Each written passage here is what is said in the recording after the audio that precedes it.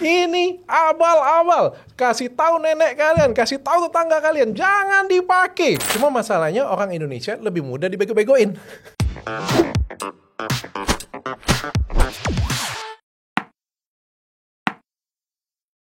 Dokter, Yes. hari ini saya pengen curhat.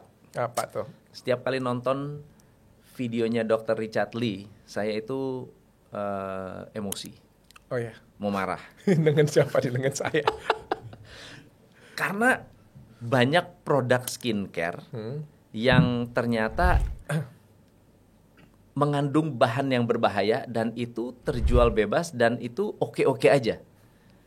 Itu kenapa bisa begitu ya? Ya nggak tahu ya. Kalau menurut saya mungkin karena Indonesia ini masih negara, yang bisa ngomong negara berkembang lah ya. Oke. Dimana kan peraturannya juga masih benar-benar bisa kita lompati ya. Contohnya kayak gini lah. Misalnya kita nerobos lampu merah ya, Ya, kayak gitu. ya. Masih bisa bergaining di sana. Masih bisa nyogok gitu ya? Lu tau nggak enak kayak gue bilang kayak gini kan Singapura kan enak banget tuh kan. Ya. Nah, jadi kan waktu ke Singapura yang itu bilang, wih enak banget, semua jelas, semua ini kan. Terus ngobrol dengan teman kan, enak di mana? Ya kita kan waktu sekolah dulu pasti bilangnya enak di Singapura dong, Ya, semuanya jelas, betul, ya kan. betul. Enak banget hidup di sini ya. Terus temanku sudah kerja, dia ngomongnya apa? Salah katanya. Yang paling enak tuh hidup di Indonesia, dia bilang. Soalnya di sini katanya ada duit nggak ada duit sama aja. Di Indonesia katanya ada duit dengan kagak ada duit itu beda. Beda. Semua peraturannya itu bisa kita terobos guys katanya. Luar biasa. Nerobos lampu merah keluar dompet lewat katanya kan. Ketangkep keciduk ya satu truk keciduk ya besok bisa jualan lagi. Hanya di Indonesia. Hanya di Indonesia. Di Singapura nggak bisa begitu. Nggak bisa. Enak kan, makanya bisnis di Indonesia kan berarti kan cukup enak. Iya. Karena peraturannya itu sedikit bisa kita tawar-menawar lah. Dan apa ya, penduduknya juga secara edukatifnya juga kurang. Jadi kan mereka tuh sukanya yang instan. Kalau kayak di luar negeri kan mereka sudah cerdas, sudah lebih lebih pintar. Iya. Jadi kan marketnya nggak ada, jualannya juga susah. Di sini marketnya ada, jualannya mudah. Iya, gila. Tapi kalau misalnya berbicara soal produk skincare, misalnya SK2 dan lain-lain sebagainya, itu bener nggak sih katanya bisa ditiru? Bisa Iya bener, banyak banget. Bener ya? Banyak banget. Kan pokoknya kayak gini ya, pangsa pasar kecantikan di semua dunia itu gede. Apalagi di Indonesia. Iya. Cuma masalahnya orang Indonesia lebih mudah dibego-begoin. Oh. Jadi kalau pikirannya itu ya motifnya itu ada banyak macam. Satu, jual skincare abal-abal beneran. Iya, iya, iya. Ada juga yang lihat produk orang lain ditiru aja jual bodongan. Itu juga banyak. Wih. Kita juga nggak tahu, misalnya kalau benar-benar nggak ngerti ya beli produk yang palsu juga bisa terjadi, bisa kejebak juga ya. Karena di Indonesia kan kita tidak terbiasa beli di market resmi. Oh, yang Kan penting murah. kalau kita pergi ke Europe ya, kita mau beli LV di mana? Ya tempat yang resmi. Nggak mungkin kan kita beli di e-commerce kan? Betul. Kalau di sini kan kita bisa beli di mana aja. Bener. Ada resellernya. Iya, bener. Kemarin saya beli itu produknya Yellowfit, ya. Produk Yellowfit beli di e-commerce ya, sekira sama lah ya, saya pikir sama ya. Ternyata pas dateng palsu, bener-bener isinya itu cuma gula sama apa doang. Gue bilang saya komplain, ini palsu nih. Ya udah tinggal di retur aja, udah begitu aja. Jadi dari marketplace juga nggak ada tindakan apa-apa. Jangan kan itu produk saya dipalsuin aja, saya komplain di marketplace aja, marketplace-nya diem aja. Diem aja, iya makanya. Ya, lahannya itu masih enak banget sih untuk mafia di Indonesia ini menurutku sih. Dan ya mungkin Ini enak nih sama Dokter Richard ya, ngomongnya mafia itu bebas banget. Oh, Anda ketemu saya ini sudah ngerem. Kalau kamu ketemu dengan saya 2 tahun yang lalu lebih parah lagi. Oh gitu. Parah banget. Ini udah sopan ya. Ini sudah versi ngerem banget. Udah versi. Dok, cerita dong masa kecil Dokter Richard, gimana kok sampai bisa seperti sekarang ini? Aku orang susah. Dari dulu tuh waktu kecil tuh tinggalnya di rumah susun. Jadi benar-benar miskin semiskin. Lahir di Medan tapi besar di Palembang. 3 bulan di Medan langsung di Palembang. Orangku susah banget. Bapak mamaku tuh susah banget. Papaku tuh cuma salesman biasa. Yang gajinya tuh bener-bener pas-pasan banget lah pokoknya kayak gitu punya. Tinggal di rusun. Jadi kayak rusun tuh tempat yang paling kumuh lah. Kita sekolah juga ya orang tuaku syukurnya selalu kasih yang terbaik untuk sekolah. Meskipun nggak terbaik banget, tapi maksudnya itu sekolah swasta. Papa mamaku, terutama mamaku sih, kalau papaku sih ya biasa aja. Kalau mamaku tuh lebih pengen tuh, dia punya pandangan bahwa pendidikan ini akan merubah masa depan anak, dan itu bagus banget. Itu sampai kutulis di bukuku. Kalau kita orang miskin pengen kaya, ya kan nggak mungkin tiba-tiba berbalik arah ya. Apalagi umur kita sudah 30-40 tahun ya. Satu-satunya yang bisa merubah hidup kita itu ya antara dua, kalau nggak dapat lotre, anak kita. Oke. Ya, dan kunci dari anak ini adalah pendidikan. Ini yang bisa merubah kehidupan seseorang ya. Dan pada waktu itu di sekolahin yang bagus, bego pula pas gue sekolah. Tapi bisa jadi dokter ya? Enggak. Berubah kayak ketemu titik balik tuh waktu di SMA. Tiba-tiba kayak ketemu teman, klik, tiba-tiba ikut olimpiade matematika. Yang tadi matematika aku cuma nilainya 5 di rapot, tiba-tiba jadi 9, jadi 10. Tiba-tiba paling jenius matematika. Wow, kok berani ikut olimpiade padahal nilainya nggak bagus? Pertama tuh kayak SMP itu kan nilainya 5 tuh. Terus pas di SMA ketemu dengan teman ini kita sama-sama ditolak. Jadi kayak aku nembak cewek ditolak, dia nembak cewek juga ditolak. Terus kita temenan freak kata orang. Jadi kayak temenan itu kayak ngobrol berdua terus, sharing berdua terus. Jadi kayak ini aku punya soal nih, kau selesaikan nih. Dia selesaikan, wah cepet kayak gitu punya. Nanti dia balik lagi nih, kau coba selesaikan nih. Kan freak banget ya temenan kayak gitu punya kan. Nanti aku coba selesaikan. Jadi kayak kami tuh lomba lari berdua, tapi sampai kami gak sadar pas noleh ke belakang, teman-teman kami itu sudah jauh banget. Dan aku tuh benar-benar sadarnya itu ketika seorang guru tuh ngomong dengan kami berdua bahwa Richard dan Yudhistira Virgus, dia bilang, ini bukan lagi muridku, dia bilang. Karena aku tuh gak bisa ngajarin mereka lagi. Semua nilai dari ulangan harian sampai ulangan umum, kamu dapat 10. Aku gak pernah nulis angka 10 di raport, dia bilang. Tapi untuk kalian, aku gak bisa gak tulis, dia bilang. Karena semuanya sempurna. Wow. Dan di situ tuh aku baru tahu bahwa selama ini selama ini aku tuh cuma nggak punya goals dalam hidupku. Aku tuh kita itu bisa semuanya. Cuma kita tuh kayak nggak ada goals, nggak ada tujuan. Kayak misalnya jadi dokter ya, baca kedokteran kan tebel-tebel banget kan. Setelah ngeliat adik-adikku yang di SMP kayak gitu punya, tipis kayak gini punya. Satu babnya cuma 3 halaman, gue bilang kan. Gue baca berlembar-lembar bisa. Masa 3 halaman kayak gini aku nggak bisa? Geografiku nilainya cuma berapa? Sekolah dulu. Ngafal kayak gini kan mudah banget kan. Bener. Tapi ketika waktu itu kan kita nggak punya goals, nggak punya tujuan. Goal penting banget ya. Iya. Jadi kalau mama masih ada? Masih ada. Kalau pesan mama yang paling diingat apa? Ya nggak banyak ya pasti. Aku nggak begitu inget-inget banget sih sebenarnya. Tapi mama itu selalu nekenin untuk sekolah belajar. Sekolah ya. Dia ngajarin bahwa kunci dari perubahan ini adalah sekolah sih. Meskipun menurutku nggak juga ya sebenarnya. Sekolah ini adalah jembatan. Sih sebenarnya. Dulu mamaku selalu teriak kan, belajar. Teriakan mamaku terus serem banget. Mamaku tuh serem. Mamaku nonton, maka dia serem banget loh kalau ngomong tuh belajar ya itu. Pas aku SMA sudah mulai berubah kan. Pas belajar terus nggak disuruh belajar, mamaku malah ketakutan. Dia bilang, jadilah belajarnya dia. Ya orang kalau sudah ketemu tujuan hidupnya, dia akan lakukan sendiri sebenarnya tanpa diperintah. Ya kan ada banyak orang kan merintahin anaknya kan, suruh belajar atau disuruh kerja kan. Yeah. Kita atau merintahin karyawan kita, lu kerjain ini nih, arahnya kayak gini. Tapi kalau misalnya karyawan tuh sudah tahu goalsnya apa, auto deh jalannya. Betul. Wah, gila, baru tahu saya. Ternyata Dr. Richard harusnya jadi motivator nih. Di perusahaan saya sendiri aja. Jadi motivator ya. Di perusahaan saya sendiri. Tertarik dengan dunia skincare kenapa?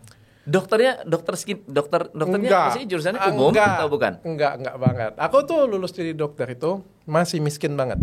Jadi lulus jadi dokter itu nggak punya apa-apa. Rumah nggak punya, mobil nggak punya, perusahaan nggak punya, satu pun nol. Oke. Nol semuanya.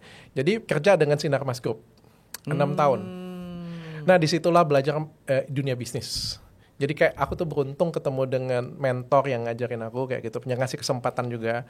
baru di situ tuh cinta banget dengan dunia bisnis. I see. Jadi kalau ada yang ngomong Dr. Richard yang dikenalkan edukasi skincare kan. Betul. Sebenarnya mereka nggak tahu bahwa di belakang itu aku tuh paling jago marketing, jago banget pimpin perusahaan. Kalau di apa di meja meeting aku tuh hidup banget sebenarnya. Cuma kan nggak kelihatan, karena nggak dikontenin kayak gitu kan. Betul. Jadi di Sinarmas itu naik pangkat sampai jadi medical director di situ. Oke. Dan aku tuh anak kesayangan bos banget waktu di Sinarmas. Besarin. Tapi endingnya ini jelek. Industrinya apa? Kehutanan. Tapi bagian medicalnya. Memang kan kayak gini. Di kehutanan itu kan kita di tengah hutan. Oke. Gak ada tuh dokter yang mau kerja di tengah hutan. Jadi kan produksinya kan kertas. Implan ya dokternya di situ. Kan itu nggak jalur darat lagi, jalur air. 2 jam jalur air jalan dulu naik kapal. Wow. Jadi kita jadi dokter di sana, di hire sebenarnya pertama kali itu hanya untuk ngobatin pasien. Cuma kayak aku tuh nggak bisa terima karena menurutku ada 10.000 karyawan, kalau aku sendiri juga nggak ada guna, terus sistemnya nggak bagus. Jadi aku lebih memilih untuk mempresentasikan. Kita mau buat sistem nih, kayak gini punya. Ternyata di-appreciate oleh pimpinan. Dikasih kesempatan, dikasih modal, dikasih suntikan dana, berkembang besar malah menguntungkan gitu kan. Akhirnya, bikin apa klinik waktu itu? Bikin klinik pada waktu itu. Jadi keren. Sampai intinya kayak gini lah. Kan kalau perusahaan kan punya klinik kan jadi cost. Benar. Klinik ini kan jadi beban biaya. Benar, ya kan? benar. Aku datang ke sana aku pikir kayak gini, kenapa sih klinik ini jadi beban biaya? Selama klinik ini masih ada di bawah perusahaan, ini akan selamanya jadi cost unit. Yeah. Keluarkan klinik ini dari perusahaan. Toh perusahaan punya asuransi. Betul. Insurance itu mengcover semua kegiatan karyawan. Kalau di dalam perusahaan nggak bisa, keluarkan jadi dari perusahaan, bikin unit center sendiri, dan ini bikin identitas sendiri. Semua karyawan yang berobat ke sini kita klaim ke asuransi, ini akan hidup sendiri. Ini cuma butuh modal untuk di awal. Itu proposalnya. Iya. Dan amazingnya itu diterima. Oke. Itu diterima, itu yang pertama kali. Itu diterima dan ternyata berkembang sampai akhirnya profitnya sampai miliaran ini. Sampai pusat itu turun. Cabang pusat itu sampai turun, sampai nge-audit turun karena tiba-tiba kayak anak perusahaan ini tiba-tiba jadi gede. Wow. Abis gede itu yang baru mereka pertanyakan, identitasnya ini punya siapa? Ya kan kalau di grup-grup gede kan biasa kayak gitu punya. Kalau kecil kan kayak ya udah terserah lu deh mau ngapain kayak gitu punya. Mainan-mainan kecil. Tapi begitu omsetnya miliaran, mereka tuh datang dan mereka tuh bertanya, ini punyanya siapa? Punyanya Sinarmas kah? Punyanya Dr. Richard kah? Punyanya koperasi kah? Punyanya pimpinan kah? Jadi bertanya-tanya. Iya. Dan waktu itu belum ada badan usaha ada, tapi atas namaku. Oh iya itu makanya. Makanya mereka itu baru bertanya kayak gitu punya setelah besar mereka itu bertanya. Tapi aku tuh hikmahnya adalah selama 6 tahun aku tuh dapat kuliah benar-benar tentang ekonomi dan bisnis, bagaimana cara membesarkan klinik ya yang baik. Nah di tengah situ saya bikin klinik namanya Athena. Nah klinik ini sebenarnya saya cuma kasih untuk istriku, cuma untuk dia supaya kerja sampingan lah, kerja lah kayak gitu punya. Sampingan tuh tadinya ya. Jadi kecil banget mas. Kan kecil banget mas. Rukonya itu satu ruko di pinggiran kota dan rukonya itu jelek banget. Di mana pertama? Di Sukabangun. Sukabangun tuh pinggiran kota. Kalau di Jakarta sini mungkin kayak Sukabangun tuh di mana? Kayak di Tangerang ya, Palembang. Oh, Athena tuh awalnya Palembang. Oh iya. Sampai sekarang Athena itu satu-satunya klinik kecantikan besar di Indonesia yang pusatnya di luar Jawa. Satu-satunya. Sebut klinik lain yang gede, pusatnya pasti di Jawa. Yang bawa hoki ya itu yang bawa hoki soalnya. Enggak, karyawannya sudah terlalu banyak. Gak bisa dipindahin lagi. Gak bisa dipindahin. Ya, kalau dipindahin artinya di-resign-kan semua. Benar. Kasian. Wah, wah gila. Jadi awalnya itu berarti sempat dispute dong ya dengan yang klinik lama, yang Sinarmas. Atau nanti diambil alih atau gimana? Enggak, aku akhirnya setelah 6 tahun itu aku di PHK loh. Oh, di PHK. Oke. Padahal nggak dijadiin bisnis partner ya? Makanya aku bilang ini kan adalah balas dendam terindah sih sebenarnya. Ya memang balas dendam terindah harus kesuksesan luar biasa kan? Bener. Jadi kemarin itu kan tiba-tiba kan aku kan rising star lah. Kita kan di karyawan kami berbakat kan pasti dicintai oleh pimpinannya kan. Cilakanya pimpinannya dipindah. Seperti biasa kalau pimpinan dipindah, maka ya tangan kanan tangan kirinya itu juga mulai digeser gitu. Akan juga mulai dipertanyakan, apalagi ini sudah gede kayak gitu punya kan, dipertanyakan beberapa kebijakannya. Aku juga sampai bilang, loh lucu ya, saya tuh presentasi loh di depan CEO, di CEO, presentasi tentang semua planningku, dan aku dapat penghargaan. Saya dapat penghargaan. Kalau ini dipersalahkan semuanya, kesalahan kan nggak fair. Nggak fair. Saya bilang kan, ini adalah project yang disetujui bahkan dapat prestasi dari pimpinan, ku bilang kan. Diakui ya. Iya. Jadi mereka juga kayak mau menggal aku nggak bisa, yang salah juga yang pimpinan-pimpinan kayak gitu punya kan. Mereka bingung. Jadi Dr. Richardnya nggak dapat hukuman apa-apa. Cuma kayak kebijakanku mulai dikurangin. Kayak tangan kiri potong dulu. Nggak boleh pegang yang ini. Yang ini potong lagi kayak gitu punya. Jadi kan buat aku nggak nyaman kayak gitu punya kan. Yang tadinya kayak kita bebas mau ngapain, tiba-tiba kayak nggak bisa ngapa-ngapain, kayak di bangku pinggirkan lah kata orang kayak gitu. Mulai digeser dikit-dikit, disempit-sempitin sampai akhirnya nggak betah sendiri. Nggak betah, tapi aku tetap betah sih. Pusing tuh bos tuh. Udah deh ini harinya open-openannya, lu gua pecat dah. Tapi aku tetap betah tuh karena mungkin karena gaji ya kali ya, gajinya gede. Gajinya gede, mungkin karena sudah ditambah-tambahin just gajinya jadi gede. Jadi nyaman ya udahlah terserah sekolah mau apa gitu gitu ya. Tapi akhirnya dia sendiri yang nggak tahan. Akhirnya udah. Kamu di PHK ya. Pesangon full katanya. Oh ya, makasih Pak. Buat modal. Full loh. 2 kali 6, 12 ditambah bonus bonus tenaga kerja 14 bulan gaji aku dapat. Oh, not bad. Good banget. Not bad. Dan mau nggak mau, aku pindah ke Athena. Oke. Karena nggak ada lagi perusahaan yang bisa nampung. Iya, jadi ngelamar ke istri. itu sejarahnya. Itu sejarahnya. Oke. So jadi skincare itu awalnya untuk istri, dan Athena itu awalnya produknya apa? Skincare kecantikan gitu, facial, peeling, sama skincare harian. Oke. Jadi zaman dulu omset berapa tuh kalau skincare? Kecil banget, gila, 50 juta paling cuma per bulan. Per bulan. Sebelum aku pegang pokoknya 100 juta per bulan. Oke. Sebelum saya yang pegang. Saya pegang. Itu pun saya nggak pernah lihat sih. Itu 100 juta per bulan. Itu zaman dipegang istri. Setelah dipegang Dr. Richard gimana? 2 tahun saya pegang 2,7. Satu klinik itu? Satu klinik. Wow, memang jago marketing. Ini udah, kalau Dr. Richard itu kalau saya lihat ini bukan dokter nih. Kalau lihat kontennya nih, ini orang jago branding, jago marketing, jago bikin viral. Pokoknya jago lah. Dan manajemen juga bagus karena saya lihat Athena di mana-mana itu well managed banget, rapi. Sebenarnya kuncinya itu adalah manajemen. Saya selalu bilang dengan karyawan, kalau sudah seperti sekarang kita gede kayak gini punya, yang bisa memastikan kita ini ada di 5 atau 10 tahun ke depan adalah manajemen. Kita nggak ngomong viral lagi karena kita sudah viral, kita sudah dikenal.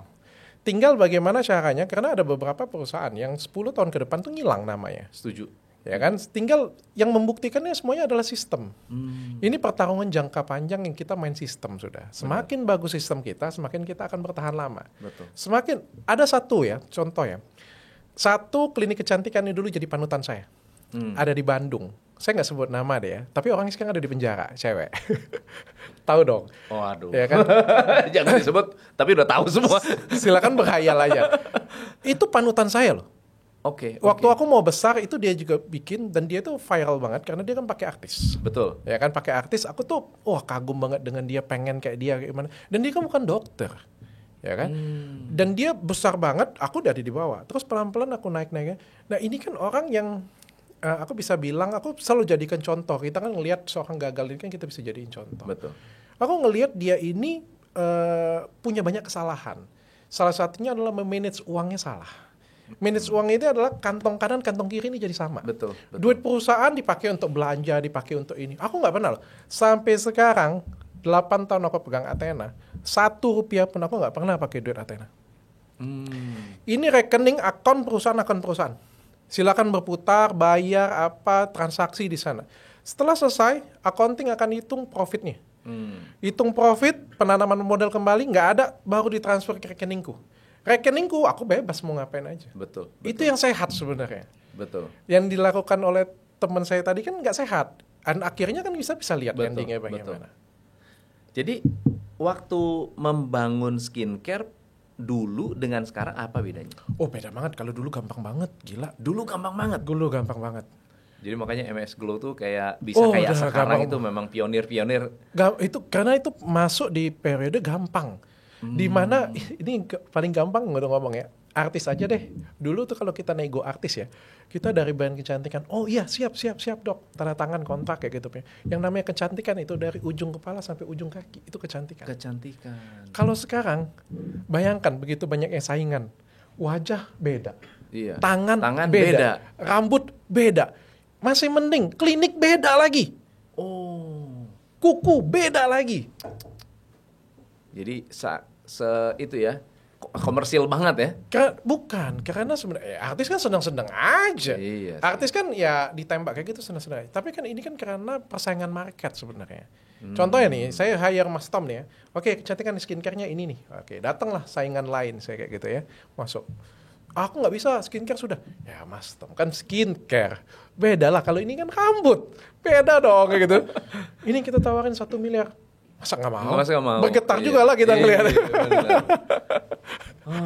Beda ya. Kalau dulu lebih leluasa dan nggak ada saingan ya. Jadi lebih enak juga lah. Kalau sekarang ini pemainnya sudah banyak banget. Mana gila-gilaan. Bahkan kan sekarang brand ambassadornya semuanya dari Korea kan. Iya, udah lebih berani ya. Saya punya pertanyaan unik. Ini Mas Tom yang jawab deh. Oke. Ada brand ambassadornya orang Korea. Saya pengen tanya, menurut Mas Tom dia pakai nggak brand itu? Belum tentu. Pakainya produk Korea. Fakta kan? Salah nggak? Nggak salah. Itu kan namanya brand awareness. Iya. Tapi kan kita sebagai publik juga harus cerdas sebenarnya. Kalau itu kan bintang iklan. Jadi bukan brand ambassador. Kalau brand ambassador kan harusnya pakai dong, ya nggak? Pakai nggak? Ya enggak. Aku nggak yakin. Aku jujur nggak yakin. Aku nggak yakin artis Korea pakai skincare, pakai body lotion harga 75.000, aku nggak yakin. Benar. Apalagi skincare abal-abal yang di review sama Dr. Richard. Ya tapi kan itu kan menjadi fakta bahwa di Indonesia itu ini masih mudah ya untuk dibawa ke arah sana. Iya. Kalau di luar negeri kan ya biasa aja. Orang ini sudah cerdas-cerdas, sudah pintar-pintar. Benar. So pertanyaannya nih, kalau misalnya kita mau membedakan sekarang skincare bagus dan skincare jelek, itu gimana masyarakat itu bisa membaca? Skincare yang bagus dengan skincare yang jelek ya pasti skincare yang BPOM ya. Itu paling gampang ya? Nomor 1 filteringnya dulu aman atau enggak dulu, jangan bagus atau enggaknya dulu. Oke. Aman atau enggaknya dulu, karena itu peran penting banget. BPOM atau enggak BPOM. Nah, pandangan BPOM dengan orang nggak BPOM itu beda-beda. Jadi kalau misalnya di masyarakat ya, kalau saya ngomong ini, mas saya tanya ini sudah BPOM belum? Saya bilang ini sudah BPOM. Orang Indonesia itu percaya. Orang Indonesia itu kayak percayaan dengan tetangga, dengan teman-teman kayak gitu. Oh ya, ini sudah BPOM meskipun kagak BPOM. Kalau di luar negeri kan kayak gitu. Satu, penjualan sendiri sulit. Kalau nggak BPOM sulit jual. Yang kedua, mereka terbiasa merecek. Dapat kayak gini punya di recheck benar-benar gitu kan. Betul. Di review benar nggak. Nah itu menurut orang awam. Sedangkan kalau menurut BPOM, yang namanya BPOM itu tuh benar-benar lengkap. Harus ada merek, harus ada cara penggunaan, harus ada ingredient, harus ada nomor batch, harus ada expired date, harus ada perusahaan yang memproduksinya di dalam satu kemasan. Masyarakat kan nggak nyampe itu. Betul. Perbedaan pandangan yang mana yang aman ini, itulah yang bikin chaos di Indonesia. Benar. Jadi edukasinya itu nggak semuanya sama. Baru yang kedua kita berpikir baru yang mana yang bagus, yang mana yang enggak. Nah, sedangkan yang aman dengan enggak aja masih banyak orang yang nggak bisa bedain. Benar. Apalagi kalau sudah kita bedah ingredient yang mana yang sesuai dengan diri kita. Ini kan pasti lebih susah lagi. Makanya Dr. Richard bikin konten membahas skincare abal-abal. Yes. Itu bumerang nggak? Bumerang kayak gimana nih? Iya, merasa nambah musuh atau Atau orang yang udah make merasa, wah lu meracunin pikiran gua lu. Saya nggak tahu ya, saya cuma mengalir aja ya. Intinya pertama kali saya buat konten itu, saya masih ingat. Pertama kali saya buat konten itu adalah saya ngomong dengan istriku, Mam, aku bilang, aku mau butuh duit, aku bilang sekitar 15 juta. Aku bilang, aku pengen beli kamera, terus aku mau kamera 10 juta pada waktu itu yang biasa aja. Terus aku mau bayar gaji kameramen, aku bilang. Aku nggak tahu apa yang kulakukan itu berhasil atau enggak. Tapi kok anggap aja ini jajan. Aku bilang kan, daripada aku jajan di karaoke kan. Betul. Lebih bagus aku jajan yang ginian, gue bilang kan. Oke, diokein dan ini berdasarkan dengan pengalaman-pengalaman di klinik, di mana yang datang tuh semuanya krim abal-abal semuanya. Jadi itu real case berarti ya? Memang real. Oh, bukan settingan ya? Memang real semuanya. Yang datang tuh 95% itu datang pasti efek samping dari penggunaan krim abal-abal. Dan itu yang kita bawain. Awal-awal dihujat orang habis-habisan. Dihujat orang habis-habisan. Itu waktu channelnya masih kecil. Ya, akhirnya setelah besar itu sesuatu yang berbeda. Kalau ditanya dengan saya, semua saya datengin. Musuh saya datengin nggak? Yes. Mas Tom sendiri tahu apa yang terjadi dalam diri saya. Bener. Saya pernah diangkat, saya pernah dijemput, saya dilaporin berkali-kali. Berapa banyak musuh yang hadir di hidup saya. Tapi juga nggak sedikit orang yang dukung saya. Jadi kalau Mas Tom tanya dengan saya juga, menyesal nggak? Saya susah jawab. Karena kalau nggak ada itu, ya nggak ada yang ini, gitu kan ya? Andai kata juga saya tidak mereview, mungkin saya nggak bebas dari penjara loh. Mungkin nggak, karena nggak ada dukungan yang sekian banyak untuk saya, nggak ada petisi sekian banyak, saya pasti jeblos loh. Benar. By the way, itu kasusnya sebetulnya gimana sih? Realnya tuh gimana sih? Karena simpang siur banget gitu loh. Kartika Putri lah, inilah itu. Gimana sih? Sebenarnya realnya tuh gimana sih kasusnya? Intinya tuh saya nge-review brand. Dan brand ini kelewatan. Karena brand ini tuh kayak bodongan gitu. Polosan, bolongan. Jadi kan saya tuh dengan barbarnya. Itu yang saya sampai nonton video lama, saya gila, gue barbar banget ya dulu ya, sumpah. Makanya gue bilang sekarang ini sudah kalem banget. Udah jinak. Sudah jinak banget. Beneran, waktu dipanggil kantor polisi ya, kita BAP ya, Dr. Richard masih ingat video ini? Coba kita putar kembali ya, lihat. Anjay, gue bilang kan. Mulut gue. Ini abal-abal. Kasih tahu nenek kalian, kasih tahu tetangga kalian, jangan dipakai. Buset, gue bilang. Itu aku dulu. Saking seperti itunya. Tapi memang kenyataan berdasarkan hasil lab. Jadi seperti itu. Jadi itu tuh karakter atau saking nafsunya dengan karakter kayaknya. Memang apa ya? Memang orang itu nggak bisa nahan kalau misalnya ngelihat sesuatu yang benar kayak gitu, nggak bisa. Maksudnya benar-benar jujur gitu kan? Itu kan ya, sebetulnya itu kan bukan settingan ya. Artinya bukan sesuatu yang gua ngadang meledak-ledak karena di memang gayaku kalau misalnya orang kalau berusaha menghentikanku, aku tuh makin lebih semangat. Pengen nunjukin kayak gitu. Jadi semakin pengen ditutupin. Nah, itu berdasarkan sebenarnya dari review itu dulu. Habis review, mungkin si brandnya ini kan pengen ngelawan nih. Memberikan counter kayak gitu punya. Di counter lewat artis. Nah, kayak gitu punya, untuk nyindir-nyindir kayak gitu. Untuk menyeimbangkan lah kayak gitu. Nah, tapi secara tidak sengaja bahwa perseteruan ini jadi berpindah antara saya dengan si artis. Itu dia. Karena si artisnya sendiri kayak baper gitu kan. Padahal kan tujuan saya nggak pernah ke artisnya, tujuan saya adalah ke skincare-nya gitu ya kan. Tapi karena ini jadi salah tafsir, jadinya yang berperang adalah saya dengan si artisnya. Si artisnya masih ambasador skincare itu? Nggak tahu.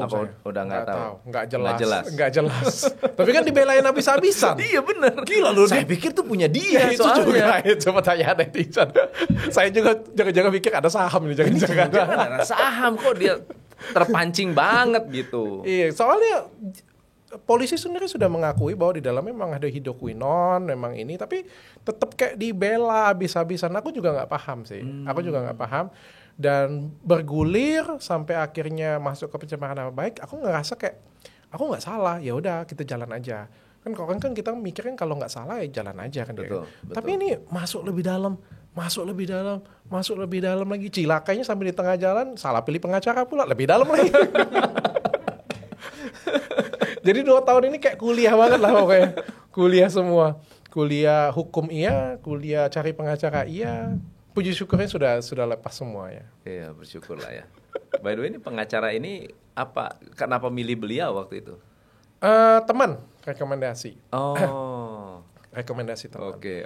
Ada banyak, saya juga belajar banyak insight juga sih, bahwa di dunia bisnis kayak ginian punya itu, mungkin ya kayak Mas Tom kayak gini ya, saya ini kan orang Palembang ya. Kita ini kan orang daerah, aku ngomongnya orang daerah. Yeah. Ternyata pemikiran orang daerah dengan orang kota itu berbeda jauh. Oh, bedanya apa? Orang daerah itu lebih polos, lebih apa ya? Lebih apa adanya, lebih naif. Straightforward ya. Iya. Sedangkan orang kota itu, wah, apa aja itu bisa ditelan. Banyak likunya ya. Apa aja itu bisa dimakan, Mas. Apa aja itu bisa dimakan. Temen pun bisa dimakan. Dan itu sah-sah saja. Kalau kita di daerah itu kayak makan temen tuh janganlah kayak gitu. Iya. Kalau di masih ada sopan santun lah ya. Kalau di kota tuh kagak. Jadi ini yang saya sampai saya bilang, waduh ini bahaya anak-anakku nih harus belajar. Karena kita kan berpikirnya tuh positif. Contohnya, waktu ketemu dengan si mbak artis ya. Waktu ketemu tuh kan yuk kita nge-vlog katanya. Ya kan tujuanku, kayak dengan Mas Tom nih, nge-vlog nih kayak gini. Cuma pas duduknya rame-rame nih tim banyak banget. Masuk kamera pula. Masuk kamera pula kan. Kepikiran, apakah memang gayanya nge-vlog kayak gini. Ternyata di ending cerita, yang di samping-sampingnya itu adalah pengacaranya dia. Dan ternyata vlog 1,5 jam itu mengkonfirmasi semua kata-kata saya supaya bisa dilaporin. Gila kan? Wah, gila itu, menjebak gitu ya. Gila kan kayak gitu punya. Kan kita kan orang daerah datang naif banget kayak gitu punya kan, datang ke sini kayak gue dibego-begoin. Mulainya gitu lagi. Pokoknya nanya apa saja saya jawab gitu kan. Ya kita kan apa adanya. Gila. Kita kan mau apa adanya kan kayak gitu kan. Pantesan sekarang bawa brimob. Enggak, itu ajudan. Oh, ajudan. Sejak kasus ini ada ajudan. Karena banyak ancaman juga. Ada ya. Jadi kayak begitu itu sebetulnya sampai ke di luar konten ya. Artinya gini. Jadi ada orang yang sampai datang mungkin ke Dr. Richard atau mungkin mengancam lewat WA atau apa, ada sampai seperti itu? Ada, tapi saya nggak pernah baca. Oke. Tapi banyak yang kayak gitu, ada yang kayak gitu punya. Ada juga yang yang ngirim-ngirim sesuatu atau apa ya. Ya istri dari keluarga bilang ya memang keamanan kita ini penting. Apalagi kan saya kan adalah sosok dari perusahaan juga. Dari perusahaan juga khawatir lah kayak gitu. Karena bagaimanapun kan citra Athena Group kan adalah Dr. Richard. Betul. Jadi kita dari perusahaan pengen Dr. Richard ini secure. Makanya harus ada ajudan pada waktu itu. Dulu Mas, saya apa adanya aja kemana-mana itu mobil biasa. Ini punya duit ya, tapi mobil biasa. Hotel aja saya bisa nginep di bintang 3 loh. Nggak punya ajudan, nggak punya aspri, beneran. Santai aja. Santai aja, karena hidup saya tuh ya kayak, saya ngeliat kayak Grace Tahir lah, kurang lebih kayak gitu. Tapi habis itu berubah gara-gara ketemu dengan teman. Dia bilang, katanya, ngapain sih kok kayak gini katanya, perusahaan gede, duit banyak katanya, bawa mati juga kagak katanya kan. Kamu harus menghargai dirimu sendiri. Kayak gimana orang lain bisa menghargai kamu kalau kamu sendiri juga nggak menghargai dirimu sendiri. Terus itu aku malam-malam aku merenung. Ya benar juga ya, aku lihat hotelku kamar bintang 3 lagi, goblok banget ya. Duduk di ekonomi, terus pesennya Lion lagi kan ya. Ini Lion kalau dengar nih. Enggak bener. Kayak langsung aku tuh upgrade ke batik. Kayak aku tuh nggak menghargai diriku banget kan kayak gitu kan. Mobil juga Innova yang biasa. Padahal mampu gitu ya. Padahal jauh dari kata mampu. Tapi memang itu karakter orang daerah begitu. Diajarin dari papaku kayak gitu kan. Kita kan diajarin. Iya. Papaku aja waktu pertama kali beli Alphard itu ngomel. Untuk apa sih katanya, ini katanya mobilnya pendek lah katanya, nanti kalau ketemu gundukan sentuhlah, inilah itulah kayak gitu punya kan. Ya mungkin ketanam kan, sudah bertahun-tahun soalnya diajarin kayak gitu. Benar. Terus kalau jadi dengan family merasa gimana sekarang? Aku merasa efek dari besar banget. Mamaku, papaku takutan banget. Yang sampai sekarang itu masih traumanya nggak sembuh. Dia benar-benar kayak dikit-dikit langsung ngechat. Ya, ada apa-apa, ada surat aja langsung ketakutan berdebar. Ada mobil berhenti di tengah jalan tuh deg-degan. Istri juga takutan banget sampai sekarang. Jadi kayak dengar berita apa juga takutan. Cuma aku kan makanya setiap kali ada masalah ada apa, nggak pernah cerita dengan mereka. Oke. Aku menfilter semuanya. Kalau misalnya kejadian penting aja aku kasih tahu. Wow. Oke, sekarang ngomong marketing, Dokter Richard. Ini jagonya marketing, kita harus belajar marketing. Ini jago di depan saya. Dokter Richard, jadi kalau misalnya kita punya skincare, apa hal-hal penting yang harus dilakukan untuk bisa menjangkau atau menciptakan marketing yang efektif? Apakah viral ini adalah salah satu triknya? Kalau Dokter Hen dengan Hotman itu ceritanya gimana tuh? Dia beli saham. Nah, tapi ini ada yang menarik ya. Ini ada yang menarik, mungkin masyarakat juga supaya pintar sama-sama. Jadi suatu hari kan Bang Hotman telepon aku kan. Dia bilang dia mau beli skincare gue katanya kan. Oh, aku bilang Athena Group gak akan pernah aku jual selamanya. Aku bilang ini anak yang kubangun dari kecil, aku bilang, dan sudah besar kayak gini punya. Aku juga gak butuh duit abang, gue bilang. Aku juga gak butuh duit abang, aku gak mau jual. Tapi kalau Dr. Hen, aku pertimbangkan. Karena ini kan anak perusahaan yang lagi berkembang. Aku juga butuh value lah di situ, penambahan value. Aku gak butuh duit. Ada grup-grup besar lain yang mau beli, aku gak jual. Mau lempar berapapun aku nggak mau jual gitu, aku nggak butuh duit.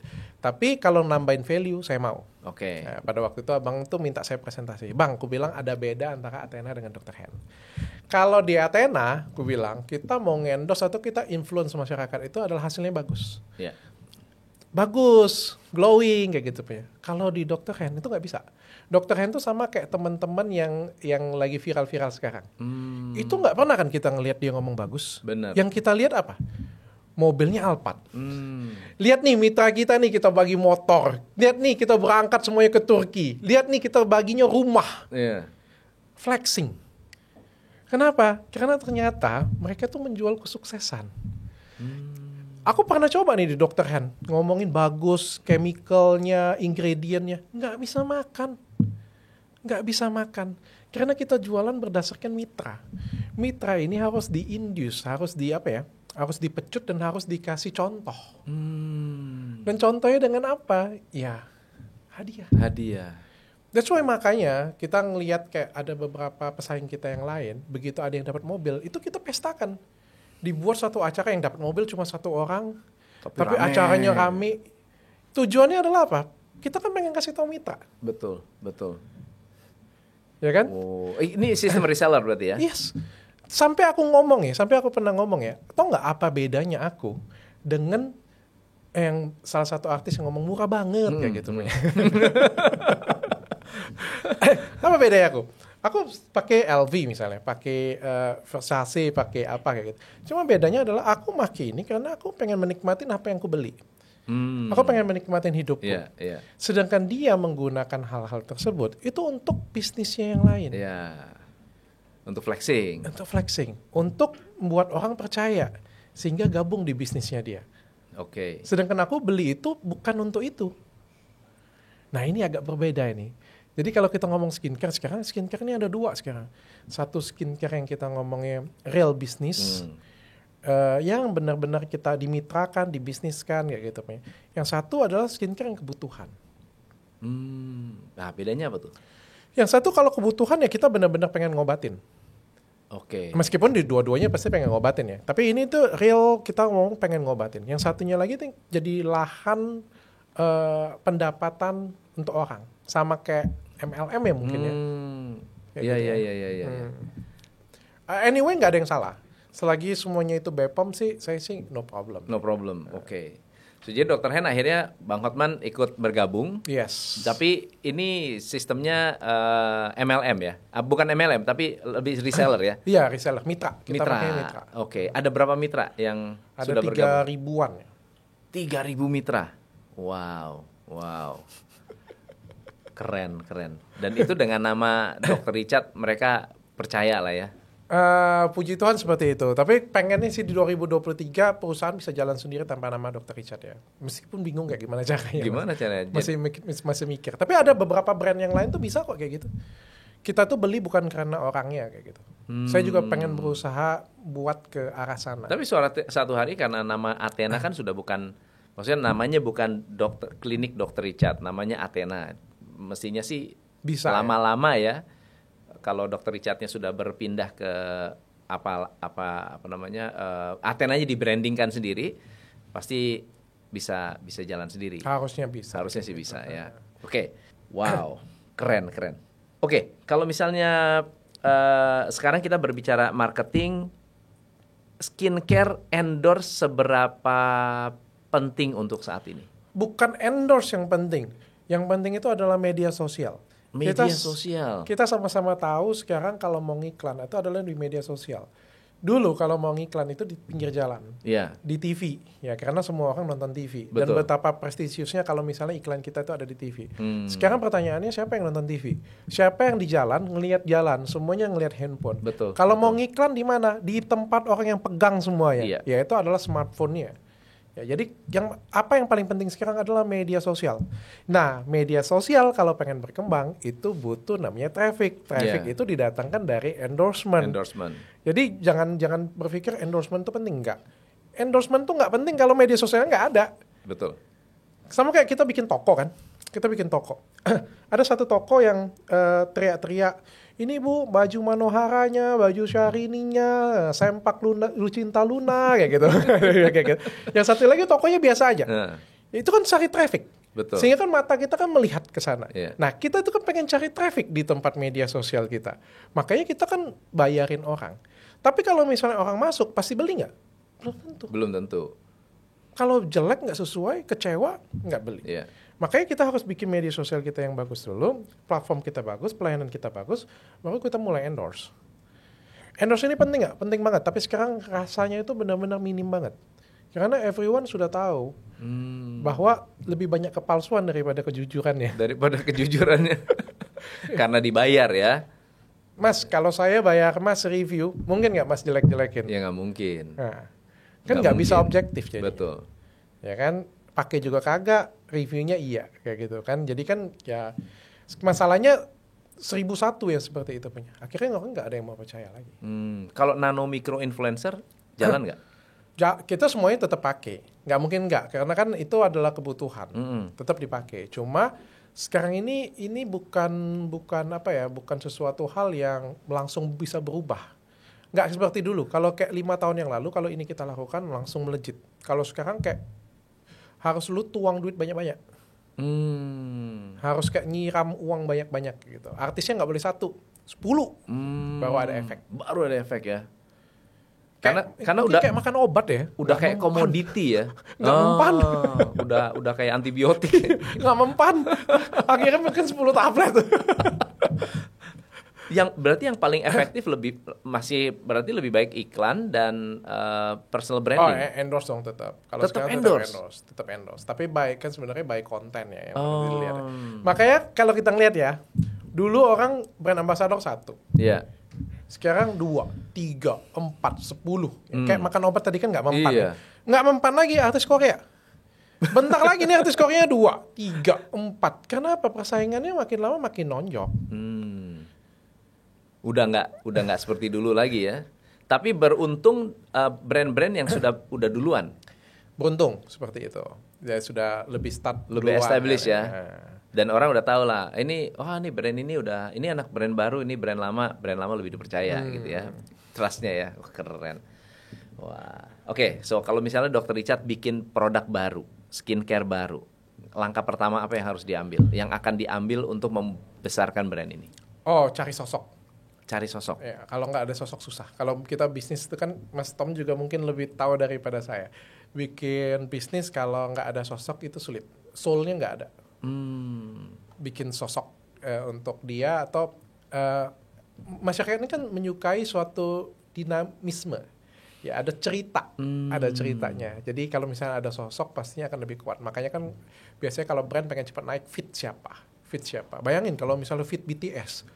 Gila loh, McD itu fit BTS itu waktu itu kelihatan kan? Iya. Itu sampai diblokir tuh jalan. Sampai kertas ininya aja tuh dikoleksi dirabotin, gila kan? Iya. Saya aja beli tuh, gue pikir ini masih ada value-nya kali ke depan. Yang kayak kemarin kan ada yang 1 EXO kan, datang cuma 10 menit cuma kayak gini doang. Gila ya. Gila ya. Ya bikin sosok paling gampang, paling cepat itu. Jadi sosok itu bisa datang dari luar atau bisa menciptakan karakter ya? Paling enak kan sebenarnya organik ya. Kan paling murah. Terus kalau pas Tom banding ya, Athena dengan grup-grup yang lainnya yang kita ngomong yang klinik kecantikan besar lainnya, Athena itu cost-nya paling rendah. Masa? Kan yang dipakai artisnya banyak. Kita paling rendah cost. Karena kita nggak tuang-tuangan duit ke artis. Oke. Wah, beda dengan brand-brand lain yang tiap... Kita base-nya bukan memperkenalkan, bukan artis, kita brandnya adalah edukasi. Jadi kayak ngasih tahu masyarakat edukasi, dipimpin oleh saya kan kayak gitu ya. Artis-artis juga kalau misalnya lu mau ngendorsin tetap harus kasih edukasi. Itu positioningnya ya. Iya, jadi kayak kita mau beda. Yang selain kan bersaingannya artis dengan artis kan, agak susah kan. Kalau kita memang pengen ini, dan kita paling sedikit, paling nggak banyak.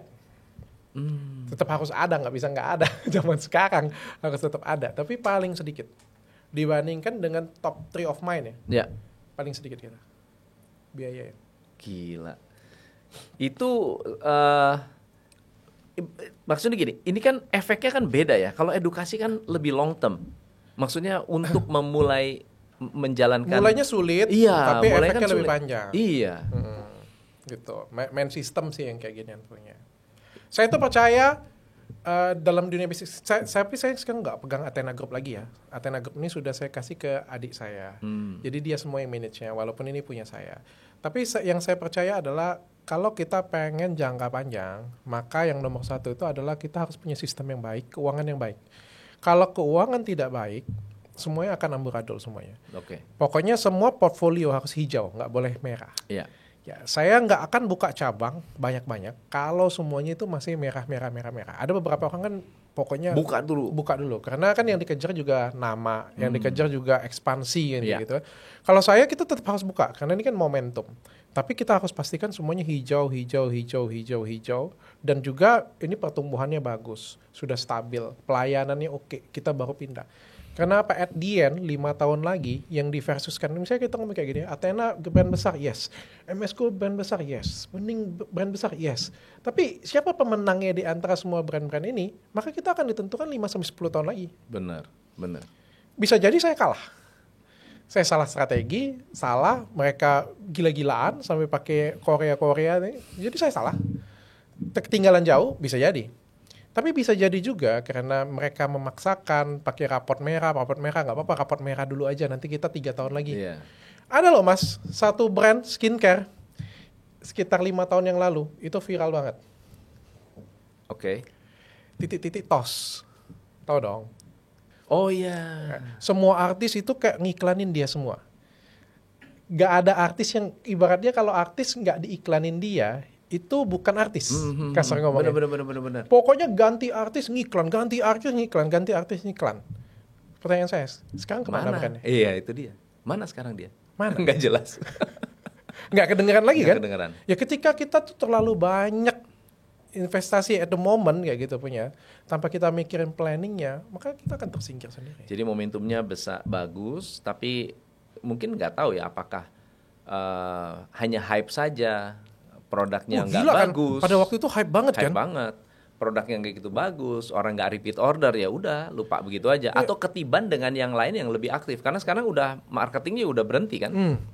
Iya. Jadi saya percaya sih ya kita mainnya sekarang ya kebetulan Athena kan sekarang kan sudah cukup dikenal masyarakat. Yang pesan saya adalah ke manajemen adalah saya pengen 10-15 tahun lagi ini brand ini masih ada dan brand ini kokoh. Itu sih maunya saya. Saya nggak mau kejar lagi karena kita ngomong profit, kita ngomong duit yang nggak ada selesai habis-habisnya sih. Yang jelas saya sekarang amat sangat cukup dari apa yang saya hasilkan. Yang saya pengen kita bangun walaupun pelan-pelan tapi tetap akan stabil 10 tahun ke depan. Athena ini ada franchise atau enggak? Yang Athena enggak ada franchise. Dr. Hen yang ada. Dr. Hen akan ada franchise? Memang itu franchise. Oke. Jadi Athena semua milik sendiri punya ya? Sendiri. Total ada berapa? Athena ada 18, Dr. Hen ada 5. Ya, jadi total 23. Berarti nanti Dr. Hen akan lebih cepat, lebih banyak lagi ya? Karena teorinya seperti itu. Teorinya seperti karena itu. Seiring dengan waktu, Athena mungkin nggak akan... Kalau menurutku Athena sudah mentok. Agresif gitu ya? Enggak, kalau menurutku Athena sudah mentok. Karena kan segmennya middle up. Iya. Kita sudah ada di 18 kota besar.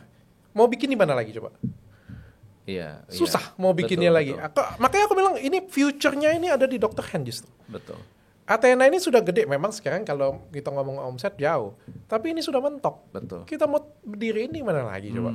Di kabupaten. Nggak mungkin juga kan? Mungkin. Ya, kota juga kita kan pilih kota-kota gede cuma. Athena ini kalau bisnis modelnya ada dokter ya? Ada dokter. Berarti servisnya full dari rambut sampai kaki. Yes. Oke. Jadi apa aja? Kalau rambut sampai implan? Enggak. PRP. Oke. Tapi kan kita bedanya gini filosofinya. Kalau misalnya ada kan orang filosofinya ke produk ya. Ada yang filosofinya ke mesin paling canggih, mesin paling komplit. Itu gitu, positioningnya tuh ya, orang komunikasinya ya. Jualan kayak gitu kan. Kalau kita brandingnya adalah ke dokter, ke manpower. Kita ke manpowernya itu di training yang terbaik. Semua dokter yang 23 cabang tadi, semuanya itu saya sendiri yang trainingin. Dan trainingnya nggak 2 minggu. Trainingnya 6 bulan. Trainingnya 6 bulan? Ya pasti jago lah ya. Yang di training juga bukan cuma tindakan. Marketing, bisnis, online, konten. Wow. Komplit semua. Jadi satu outlet itu bisa menghidupi diri sendiri kalau gitu ya? Harus. Dan dia harus bikin konten sendiri, harus ada otonomi strategi, daerah semua. Otonomi, iya. Intinya konsep saya pada waktu itu adalah saya pengen buat orang itu seperti Dr. Richard. Semua cabang tuh punya Dr. Richardnya sendiri. Keren. Jadi mereka tuh diajarin cara berpikirnya saya. Jadi kalau ngelihat pasien, kira-kira Dr. Richard mau ngapain nih? Sama. Kira-kira kalau ngelihat masalah karyawan kayak gini nih, kita ngapain nih? Sama. Iya, itu duplikasi ya. Iya. Jago. Ini memang jago ini, manajemen itu. Itu yang saya ajarin soalnya. Oke.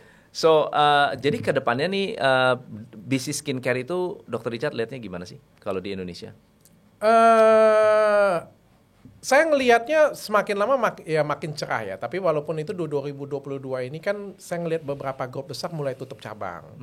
Artinya kalau dulu saya nggak lihat ada lorong. Jadi kalau kita kan berbisnis ini kan lihat nggak ada jalan, masih jalan nggak kelihatan ujung nih kayak gitu ya dulu. Kalau sekarang kita ngelihat kayaknya sudah mulai ada ujung ya. Karena grup-grup besar ini mulai bertumbangan, ada yang tutup cabang kayak gitu ya. Kita ngelihat juga ada beberapa yang agresif sampai ke bahkan yang pionir juga udah mulai kalah ya sama yang baru-baru malah.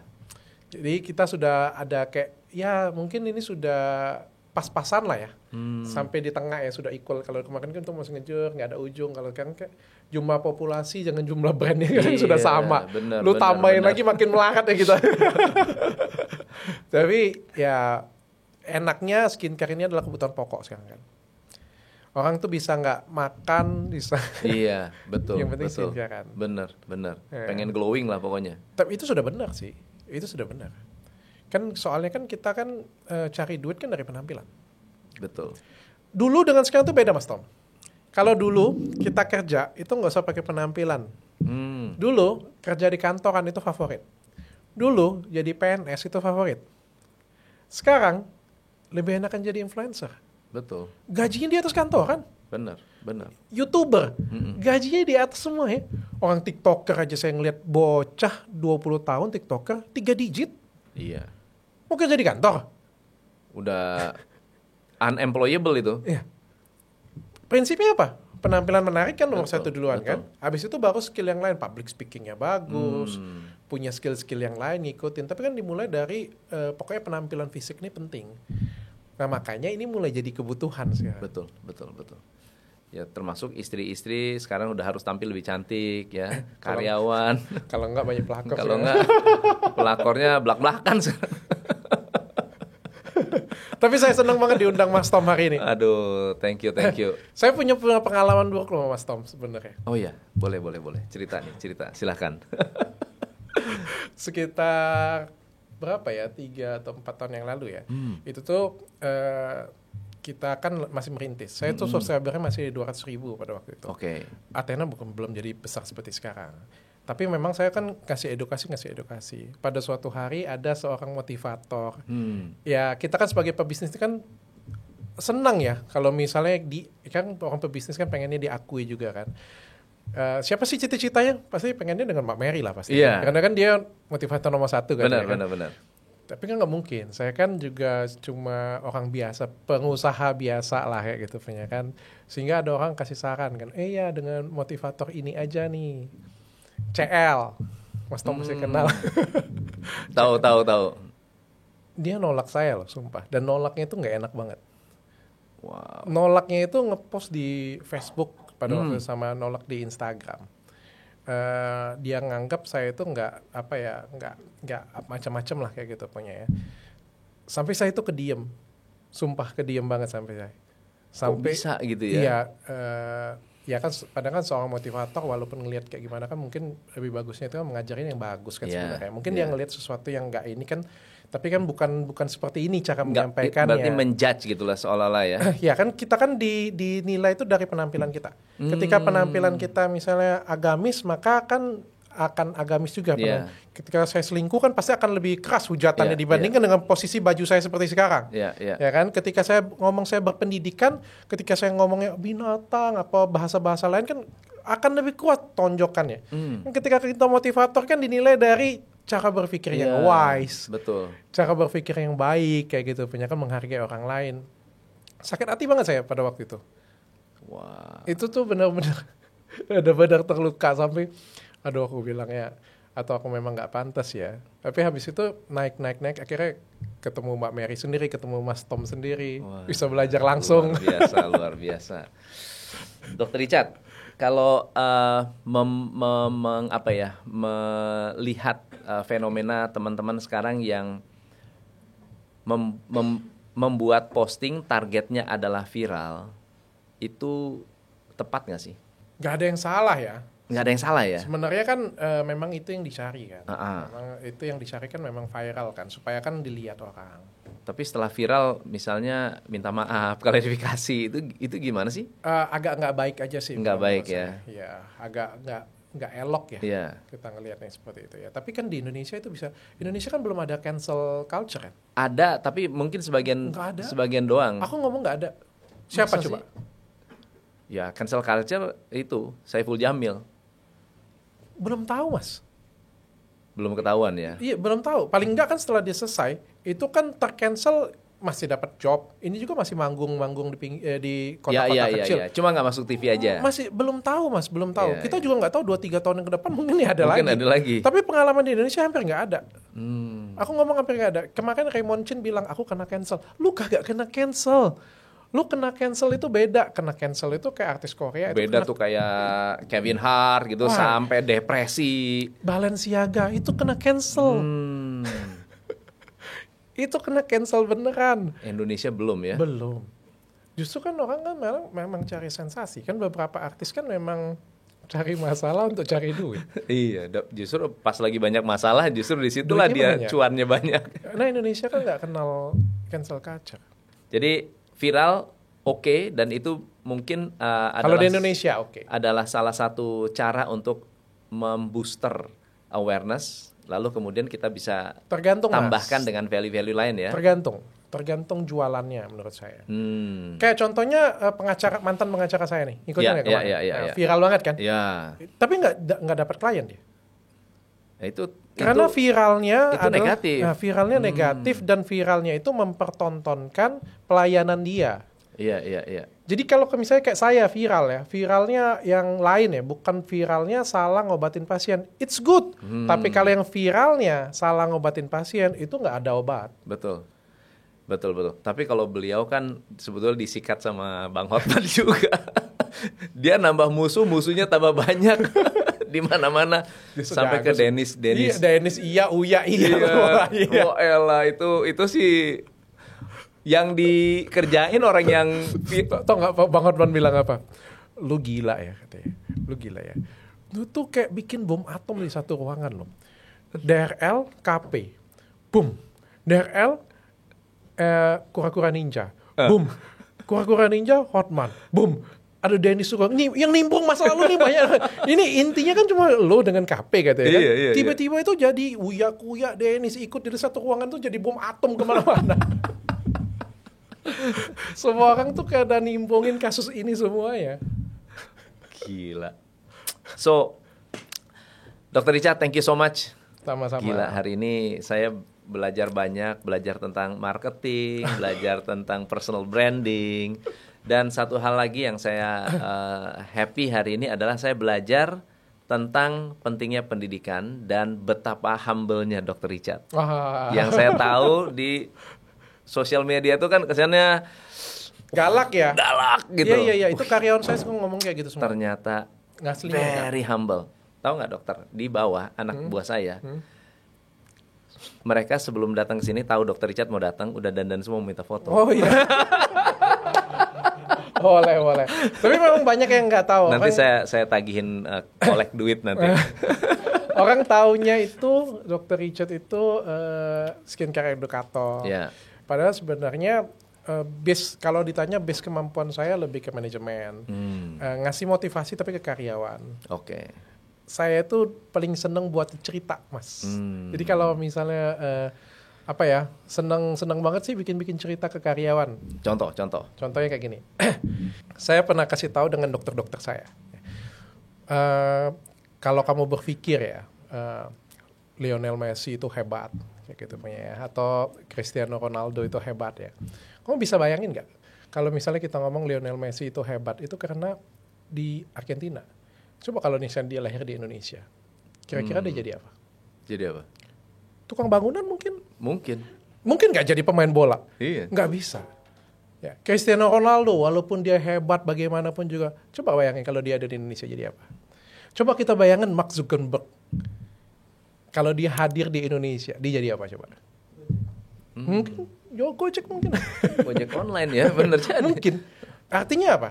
Apakah orang yang pintar itu otomatis bisa sukses? Enggak. Belum tentu. Orang yang pintar itu dibutuhkan juga sistem, butuh lingkungan yang sehat. Ketika dia orang yang pintar berada di lingkungan yang sehat, maka dia akan jadi sesuatu yang sukses. Ya. Jadi perusahaan kita itu harus bisa menjadi lingkungan yang sehat, sehingga siapapun orang talenta yang masuk ke dalamnya itu bisa menjadi suatu cikal bakal kesuksesan. Tapi kalau lingkungan kita sudah tidak sehat, lingkungan kita tidak baik, nggak akan bisa timbul bibit unggul, sehingga ya nggak akan ada Cristiano Ronaldo, nggak akan ada Messi. Selalu itu yang saya pengen ajarin ke karyawan saya, ya melalui cerita-cerita kayak gitu punya. Iya benar ya, lebih gampang diterima ya. lebih cocok jadi motivator ini. Dr. Richard, aku bikin buku. Ini sebetulnya buku yang dokumenter tentang pandemi. Jadi pandemi itu terjadi gimana ceritanya dan gimana pengusaha-pengusaha itu survive. Ada 30 pengusaha yang saya interview pada saat pandemi dan kenapa mereka bisa survive ada di buku ini. Mantap. Ini aku thank you Mas Tom. Aku tanda tangan dulu. Biar keren ya. Tapi itu memang benar pandemi membuat orang yang yang nggak sempat belajar bisa belajar. Hari ini saya ada interview Oscar. Oscar Darmawan, Bitcoin. Thank you, Mas Tom.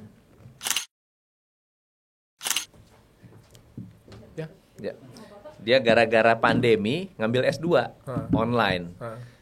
Karena banyak waktu. Ya sama, orang-orang juga banyak yang belajar gara-gara pandemi akhirnya bisa belajar sesuatu, bikin bisnis. Pandemi ini luar biasa. Iya, gara-gara pandemi juga istri saya jadi pintar masak kok. Oke, thank you Dr. Richard. Thank you teman-teman yang sudah hadir ya, daftar mau komen apa di bawah ya, dan belajar apa hari ini. Saya Tom MC Ifle, jangan lupa follow beliau nih. Ya panutan marketing saya, Dr. Richard. Bosnya marketing. Salam pencerahan.